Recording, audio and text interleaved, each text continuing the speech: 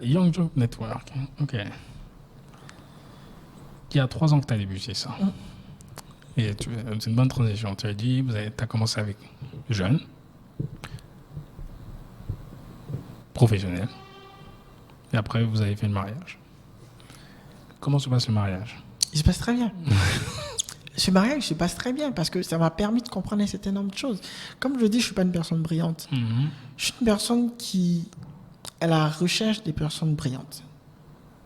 Quête perpétuelle de personnes brillantes. Des personnes qui peuvent m'apporter quelque chose. D'accord. Des personnes qui peuvent me dire ce qu'il y a à faire. Okay. Des personnes qui vivent des situations d'un côté ou d'un autre et qui peuvent me dire voilà les solutions que nous proposons. Ok. Tu as ta structure privée. Qu'est-ce que vous faites dans ta structure privée? Tu peux donner le nom, il n'y a aucun souci. Alors, ma structure privée, c'est Continental Bridge. Continental Bridge accompagne les entreprises dans la résolution de leurs problèmes en mettant à leur disposition un réseau de consultants. D'accord. Un réseau de consultants que nous avons constitué en Europe, en Afrique et en Amérique. D'accord. Issus de plus grands cabinets des Big Four qu'on connaît, et tout, mais aussi d'autres cabinets de conseil. D'accord. Mais aussi d'écoles qui sont, on va dire, qui sont spécialisées dans un certain nombre de domaines comme la stratégie. Donc on a HEC, on a IS, on a voilà, ce genre de trucs. Donc nous, on arrive dans les entreprises. Continental, comment? Bridge. Continental Bridge. C'est cela. Donc ok, tu fais le pont entre les deux les continents. C'est cela justement. Donc on arrive dans des entreprises et on essaie de comprendre le problème de cette entreprise-là. On diagnostique dans ce problème-là et on met à disposition de ces entreprises un consultant. Un consultant chevronné qui va pouvoir décanter, sinon proposer des solutions, faire du conseil. Ensuite, nous accompagnons les top managers dans l'évolution de leur carrière, dans la construction de leur carrière. Et là, se talent sur 2 choses différentes. Comment est-ce que vous pouvez conduire votre entretien d'embauche? L'entretien d'embauche top manager, par exemple, c'est pas la compétence. Je t'invite à un entretien d'embauche, toi directeur général, toi DGA ou toi directeur départemental, pas parce que tu es compétent. Je sais déjà que tu es compétent. C'est pour ça que je t'invite à un entretien. Mais je veux savoir qu'est-ce que tu peux apporter de plus à mon entreprise en dehors de ta compétence. Est-ce que je peux aller dans un mariage avec toi? Je ne te marie pas parce que la compétence ici, je la prends comme la beauté. T'es belle. D'accord. Ok. Mais est-ce que on peut coopérer ensemble? Est-ce que tu as le comportement qu'il faut pour pouvoir être dans la même pièce que toi? Est-ce qu'on peut voir dans la même direction? On a la même vision? Est-ce que nous deux, on peut être complémentaires? C'est ça, en fait, lorsqu'on emploie un top manager. D'accord. C'est ce que sont ces qualités-là que nous recherchons. Donc, nous accompagnons ces top managers-là dans ce cheminement-là. Comment est-ce que vous pouvez négocier, par exemple, votre salaire? Comment est-ce que vous pouvez conduire efficacement un entretien d'embauche dans l'un ou dans l'autre côté? C'est-à-dire, vous menez l'entretien ou vous subissez l'entretien. Pas subir, mais on vous fait passer l'entretien. Il y a ça. Et nous accompagnons aussi ces dirigeants-là.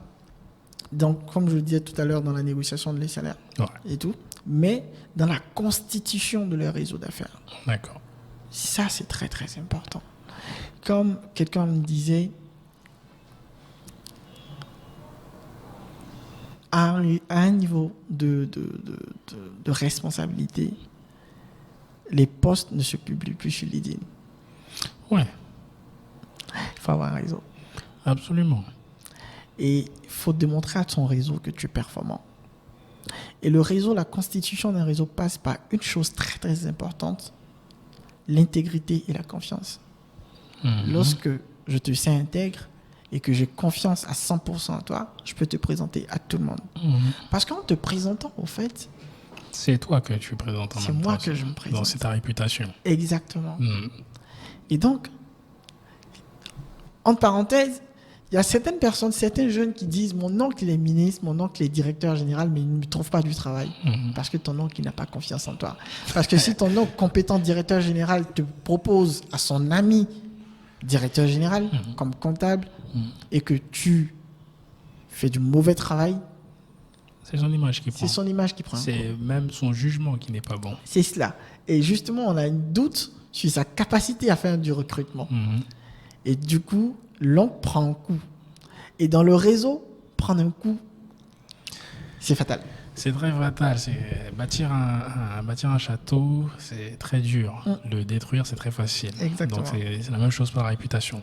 Vous êtes combien dans Continental Bridge? T'as combien de gars qui travaillent pour toi? On est 3. Vous êtes 3. On est 3 dans Continental Bridge, 3 associés. 3 associés, ok. Et un réseau de consultants indépendants. C'est toi qui as monté Continental Bridge et après les autres t'ont rejoint sur ce projet-là? Je l'ai monté, oui. C'est toi qui l'as monté? Exactement. Okay. Tu m'as piégé parce que je pensais que vous étiez des gars qui travaillaient pour toi. J'allais dire ça va être compliqué. Comment tu arrives à faire la balance pour bosser avec tes associés? Comment vous avez défini vos rôles? Parce que on peut me dire tout ce qu'on veut. J'ai un associé aussi, il est en France. Mais dans tous les cas, à un moment donné, il y en a un qui dit on avance. Comment vous gérez cela? Parce qu'il y a beaucoup de... Excuse-moi, je te coupe. Parce qu'il y a beaucoup de gens, jeunes, moins jeunes, qui vont se lancer, je pense, après le Covid-19, ou même pendant le Covid-19, ils se sont rendus compte que le marché de l'emploi, ça va être encore beaucoup plus compliqué. Et éventuellement, même si tu as un emploi, il vaut mieux avoir quelque chose à côté, parce qu'on ne sait jamais. Tu peux te faire licencier, entre guillemets, du jour au lendemain. Donc, quand ils vont se lancer dans leurs choses, ils vont se dire, OK, je vais prendre un associé, un partenaire ou 2 partenaires, machin et tout. Mais ils ne vont pas savoir comment équilibrer cela. Comment toi, tu fais avec tes 2 associés? Comment vous êtes défini les rôles, j'ai envie de dire? Comme j'aime bien le dire, l'entreprise, c'est une maison. Les personnes qui y travaillent sont des personnes qui y vivent. Et pour que la bonne humeur demeure dans cette maison-là, il faut qu'on s'entende. Il faut qu'on voit dans la même direction. Pour que cette maison-là soit un havre de paix, il faut que les personnes qui y sont voient dans la même direction. Si vous ne voyez pas dans la même direction, toi et tes associés, c'est qui a le dernier mot? Non, ça ne passe pas. C'est même pas une question de dernier mot. L'idée, c'est pas... Il peut y avoir divergence d'idées, mais ne pas avoir la même vision... Alors, c'est pas la je même suis allé chose. un peu trop loin. Justement. Divergence d'idées. La vision, elle est toujours là. C'est la vision, c'est l'objectif à moyen, long terme que vous voulez atteindre. Ça, je n'en remets pas en cause.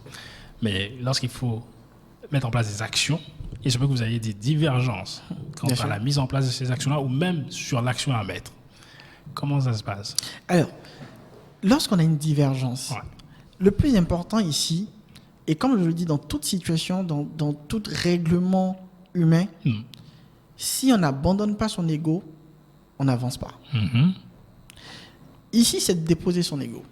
Tu penses que c'est qu'une question d'ego à un moment Exactement. Tout ce qui est conflictuel est une question d'ego. Toutes les crises du monde sont des questions d'ego. C'est simple. Qui doit se faire respecter? Qui est plus homme que l'autre? Qui est plus grand que l'autre? Qui est plus beau que l'autre? C'est ça, en fait. Et donc, une fois qu'on dépose l'ego, et qu'on a une vision commune qui est là, et que ce qui crée le petit problème, c'est l'idée, donc la divergence d'idées, la question, elle est simple. Et sa résolution, elle arrive naturellement. Qu'est-ce qui sert au mieux les intérêts de notre communauté? Qu'est-ce qui sert au mieux les intérêts de notre réunion, là, de notre entreprise? Et donc, c'est ce qui sert au mieux des intérêts de notre entreprise qui passe le plus. C'est simple.